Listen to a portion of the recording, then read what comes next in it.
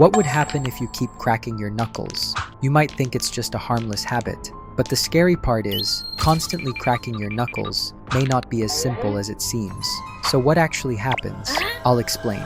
But first, if you hate war and want peace between Iran and the United States, hit the like button, click subscribe, and share this video if you stand for unity, and comment world peace. Here's the thing, that popping sound isn't your bones breaking. It happens when tiny gas bubbles in the fluid around your joints suddenly collapse. While occasional cracking usually isn't harmful, doing it too often can irritate the surrounding joints and ligaments over time.